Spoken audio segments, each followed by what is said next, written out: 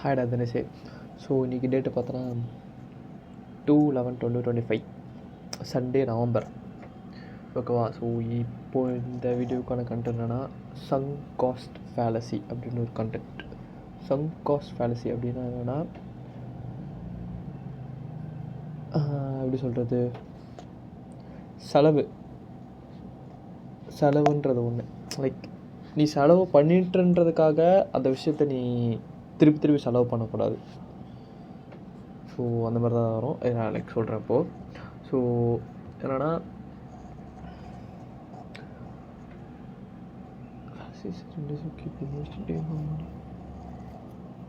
அதுதான் லைக் இப்போ வந்து நீ ஒரு சில விஷயத்தில் நீ உள்ளே இறங்கி செலவு பண்ணிட்ட, ஓகேவா? அப்போ அந்த செலவுன்றது நான் என்ன சொல்கிறேன்னா, டைம்லேயும் சரி, மணிலேயும் சரி, இல்லை உன்னோட எனர்ஜிலையும் சரி, செலவு ஏதோ ஒரு டேர்ம்ஸில் நீ செலவுன்றது ஒன்று பண்ணிட்ட, ஓகேவா? ஸோ அந்த செலவு அந்த செலவு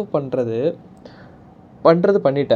அதை தாண்டியும் நீ வந்து அது ஒர்க் அவுட் ஆகுதா இல்லையான்னு தெரியாமல், பட் நான் செலவு பண்ணிட்டேன்னு சொல்லிட்டு அந்த செலவுக்கு நீ திருப்பி செலவுன்னு போட்டுருந்தேங்கிற. ஸோ இது எக்ஸாம்பிள் சொன்னால் தான் புரிய வரும். லைக் நான் எக்ஸாம்பிள் சொல்கிறேன். பட் இதுதான் லைக் செலவு பண்ணதால திருப்பி செலவு பண்ணக்கூடாது. அது பார்க்கணும், செலவு பண்ணால் இன்னும் வருமா வராதான்றதுக்கு, ஒர்க் அவுட் ஆகாதான்றது. சரி, அது சொல்கிறேன், எக்ஸாம்பிள் சொன்னால் தான் புரிய வரும். Future decision what matters is whether continue will be. அதான் லைக் இப்போ அந்த செலவு, இப்போ பண்ண செலவு ஓகே, பட் இதே செலவை திருப்பி பண்ணால் நம்மளுக்கு பெனிஃபிட்ஸ் கிடைக்காதான்றது தெரியாமல் நீ பண்ணிடக்கூடாது. அது தெரிஞ்சு தான் அந்த செலவு கண்டினியூ பண்ணணுமா இல்லைன்னு சொல்லணும். ஸோ அதுக்கான எக்ஸாம்பிள்ஸ் நான் சொல்கிறேன். இப்போது நீங்கள் வந்து ஒரு சில படத்துக்கு போகிறேன்னு வச்சுக்கோயேன். படத்துக்கு போய் படத்துக்கு டிக்கெட் வாங்குறேன். எவ்வளோ கொடுத்து வாங்கிட்டேன், ஓகேவா? டிக்கெட் வாங்கிட்டு இப்போ படத்தில் போய் உட்காடுறேன். படத்தில் போய் உட்காந்துட்டு ஃபஸ்ட் ஹாஃப்லேயே என்ன ஆச்சுன்னா, ஒரு மாதிரி படம் நல்லா இல்லை, ஓகேவா? உனக்கு பிடிக்கல, நல்லா இல்லை ப்ளஸ் உனக்கு பிடிக்கல அந்த படத்தோட ஜான்ராவோ இல்லை ஏதோ உனக்குன்னு அதை பிடிக்கல. ஸோ ஓகேவா, இது உனக்குன்னு பிடிக்காத போது என்னென்னா, நீ அந்த இடத்த விட்டு நீ வெளியே வந்துடணும், ஓகேவா? உனக்கு பிடிக்கல, நல்லா இல்லை, அதாவது ஒரு உனக்குன்னு நீ ஏதோ ஒரு இது பண்ணி தான் போய்க்கிற, அது உனக்கு செட் ஆகலை. ஸோ அது வெளியே வந்துடணும். நீ அதை தாண்டி அதை எப்படி பார்க்கணுன்னா, லைக் நான் இவ்வளோ காசு கொடுத்து இந்த படத்துக்கு மூவி வந்துட்டேன், இதுக்கப்புறம் லைக் வந்துட்டேன், அப்போ நம்ம பார்க்கலாம் அப்படின்னு சொல்லிட்டு நீ திருப்பி செலவு தான் வைக்கிறேன். என்ன மாதிரி செலவு வைக்கிறேன்னு பார்த்தா, லைக் நான் இவ்வளோ காசு கொடுத்து வந்துட்டேன் அப்படின்றது பாஸ்ட்டு. செலவு பண்ணிட்டேன், நீ உட்காந்துட்ட, நல்லா இல்லைன்னு தெரிஞ்சிச்சு, இதுக்கு மேலே வெளியே வரணும்.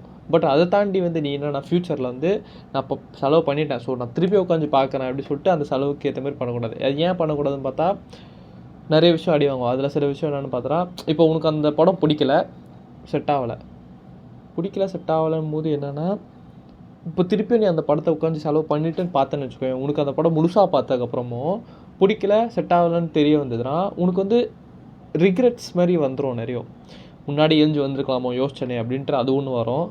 அதை தாண்டி என்னென்னா டைம் கன்சப்ஷன். லைக் நீ அந்த ½ அன் ஹவரில் வெளியே வந்திருந்தா உனக்கு இன்னும் எக்ஸ்ட்ரா டைம் கிடச்சிருக்கும்ல. வேறு செலவு பண்ணிட்டிய, நீ மணி செலவும் பார்த்த, லைக் அந்தமாரி செலவும் பண்ணிட்டேன், டைமும் செலவு பண்ணிட்டேன். நீ லைக் டைமும் செலவு பண்ணிட்டேன், உன்னோட எனர்ஜியை செலவு பண்ணிட்டேன், உன்னோட மூடை செலவு பண்ணிட்டேன். மூணுத்தையும் அப்படி இதுமாதிரி நிறைய இடத்துல வரும். ஸோ இது ஒரு செலவு பண்ணுறதுக்காக இந்த 3 திருப்பி செலவு பண்ணது வேஸ்ட்டு. டைம் போச்சு, மணி போயிடுச்சு. ஆனால் இப்போ நீ இது தாண்டி எடுத்த முடிவு என்னென்னா, டைம் போயிடுச்சு, எனர்ஜி போயிடுச்சு, மூடே போயிடுச்சு. இது ஒரு எக்ஸாம்பிள், ஓகேவா? இப்போ இதே வந்து கொஞ்சம் பிஸ்னஸ் சைட்லன்னு போனால், மார்க்கெட்டிங் சைடு எடுத்துக்கோ. இப்போ மார்க்கெட்டிங் சைடில் ஒரு ஆடை ஜென்ரேட் பண்ணுறேன், லைக் ஆடுக்கு செலவு பண்ணுறேன். அந்த ஆடுக்கு இதுக்கு முன்னாடியே செலவு பண்ணிக்கிறேன். பட் ஆனால் இதுக்கு முன்னாடி செலவு பண்ணதில் என்னென்னா, அந்த ஆடுக்கு வந்து ஒரு ரிசல்ட்டுன்றது ஒரு பாசிட்டிவாக வரல, ஓகேவா? பட் ஆனால் நீ என்னென்னா, அதான் ஆடுக்கு முன்னாடியே செலவு பண்ணுறல, இப்போ திருப்பியும் பண்ணால் நம்மளுக்கு கிடைக்கும் அப்படின்னு சொல்லிட்டு திருப்பியும் செலவு பண்ணுறேன் அந்த அதே ஆடுக்கு திருப்பி செலவு பண்ணுறேன். ஸோ இங்கே நடக்குதுன்னா, இங்கே வந்து உன்னோட மணி ஸ்பெண்ட் ஆகிற மாதிரி ஆகுது. இது ஒரு எக்ஸாம்பிள். லைக் அந்த ஆடு ஒர்க் அவுட் ஆகலன்னு தெரியும், அப்படி தானும் நான் ஏற்கனவே முன்னாடி செலவு பண்ணிட்டேன், அதனால திருப்பி கண்டினியூ பண்ணலாம், செலவு பண்ணது போயிடுச்சு, திருப்பி கண்டினியூ பண்ணலாம் அப்படி பண்ணுறது தப்பு. அதேமாரி ரிலேஷன்ஷிப்ஸ்லாம் பார்த்தா, ஒரு ரிலேஷன்ஷிப்பில் வந்து ஏதோ ஒரு ப்ராப்ளம்ஸ் வருதோ இல்லை உனக்கு பிடிக்கலையும் தெரிய வந்தால் லைக் நான் இவங்க கூட இவ்வளோ டைம் ஸ்பெண்ட் பண்ணேன், இவங்க கூட இவ்வளோ மெமரிஸ் இருக்குது அப்படி சொல்லிட்டு செலவு பண்ணதை வண்டி வச்சுக்கிட்டு இதுக்கு மேலே கண்டினியூ பண்ணலாம் அப்படி லைக் திருப்பி கண்டினியூ பண்ணலாம் ஒன்றும் இல்லை அப்படி சொல்லிட்டு நினைக்கிறது தப்பு.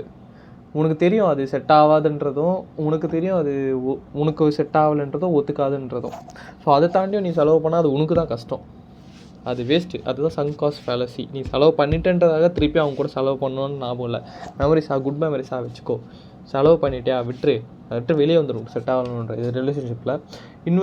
இன்வெஸ்ட்மெண்ட்னு பார்த்தா எப்படின்னா, இப்போ ஒரு ஸ்டாக் வாங்கி வைக்கிறேன்னு வச்சுக்கோங்க. அந்த ஸ்டாக் வாங்கி வச்சிட்டேன். இப்போ வந்து ஸ்டாக்கோட வேல்யூ வந்து கம்மியாகுன்றது தெரிஞ்சுக்கினே நீ வந்து என்ன நினைக்கிறனா செலவு பண்ணிட்டோம், பட் எதாவது இது ஏறும், நம்மளுக்கு போட்ட காசு எடுத்து தான் ஆகணும் அப்படின்னு சொல்லிட்டு நீ என்னன்னா அப்படியே விட்டுற. பட் ஆனால் அந்த ஸ்டாக் ஃபுல் லோவில் போயிடுச்சு, நீ முன்னாடியே ஃபுல் லோவில் போயிடுச்சு, உனக்கு இந்த ப்ராஃபிட்டே கிடைக்கல. நீ அப்போ வந்து என்னென்னா நீ அப்போவே அந்த ஸ்டாக்கை விற்றுருக்கலாம். நீ லைக் ப்ராஃபிட் கிடைக்கும்லாம் வாங்கின விலைக்கே திருப்பியும் விற்றுடலான்னு சொல்லிட்டு நினச்சி நீ இது பண்ணதில் உன்னோட டைம் கன்சப்ஷனும் வேஸ்ட் ஆகிடுச்சு. வெயிட் பண்ணி பார்த்து நீ ஃப்ரஸ்ட்ரேட்டும் ஆகிட்டா, உன்னோட காசும் போயிடுச்சு. சங்க் காஸ்ட் போனது போயிடுச்சு. இதுக்கு மேலே ஃப்யூச்சராக பார்க்கணும். நான் நிறைய அதுக்கு வரேன் இன்னும். ஸோ ஓகே, இது ஏன் நடக்குது அப்படின்றத நம்ம பார்க்கலாம். எதுக்கு நடக்குது என்னென்னா, நம்ம ஒரு மனுஷனாக பார்த்தா எல்லாத்துலேயும் கன்சிஸ்டண்ட்டாக இருக்க நினைப்போம். கன்சிஸ்டன்ட்னா விடாமல் ஒரு விஷயத்தை பிடிச்சி பண்ணுறோமோ இல்லை விடாமல் இருந்தால் நம்மளுக்கு கிடைக்கும் அப்படின்ற ஒரு நம்பிக்கை இருக்குது. அப்படி ஒன்று. அப்புறம் நம்ம விட்டுட்டோம்னா நம்ம தோற்றுற மாதிரி ஆகிடுமே அப்படின்ற ஒரு பயமும் இருக்குது. விட்டுட்டா நம்ம தோற்றுருவோன்ற ஒரு பயமும் இருக்குது. ஸோ அதுதான் இப்போது இதுதான் வந்து அதுக்கான சங்க் காஸ்ட் ஃபேலசிக்கான காரணம். கன்சிஸ்டண்ட்டாக இருந்தால் நம்மளுக்கு கிடைக்கும் போகிறதுன்னு தெரியும், இதேமாரி விட்டுட்டா நம்ம தோற்றுருவோன்னு பயப்படுறோமோ, அதுதான் அது ஒன்று. அப்புறம் எமோஷனலாக அட்டாச் ஆகிறது இதில், அதுதான் ஒன்று இருக்குது. ஸோ இதை வந்து நம்ம எப்படி பார்க்கணுன்னு பார்த்தா, நீ வந்து பாஸ்ட்டை விட்டுரு. செலவு பண்ணிட்டேன், இதுக்கு முன்னாடி செலவு பண்ணது பண்ணிட்டேன், அவ்வளோதான். இதை தாண்டியும் நீ திருப்பி அந்த செலவு பண்ணால் கன்ஃபார்ம் நடக்குமான்னு செக் பண்ணு. அப்படி நடக்கலன்னு தெரிஞ்சால் அப்படியே வெளியே வந்துடு, ஜஸ்ட் அப்படியே வெளியே வந்துடு.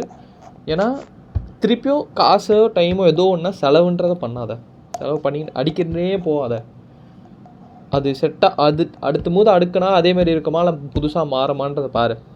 அப்படி இல்லையா வெளியே வந்துடு, அதை விட்டுரு. ஸோ அதுதான் இப்படி பார்க்க வேண்டியது. பாஸ்ட்டை மறந்துடு, ஃப்யூச்சரை பாரு. திருப்பியும் இதுக்கு மேலே செலவு பண்ணால் நம்மளுக்கு ஒர்க் அவுட் ஆகுமான்றதை பாரு. செலவு பண்ணிட்டேன்றதுக்காக உட்காந்து எனக்கு அதை வெளியே வந்துடு.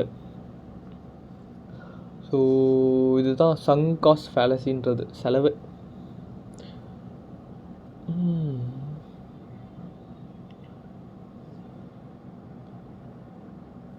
ஸோ ஓகே, ஸோ பாரு, இதெல்லாம் செலவு பண்ணிட்டுன்றதுக்காக உட்காந்து எனக்கு அது இதுக்கு மேலே செலவு பண்ணால் நம்மளுக்கு இது கிடைக்குமா அப்படின்றத பாரு.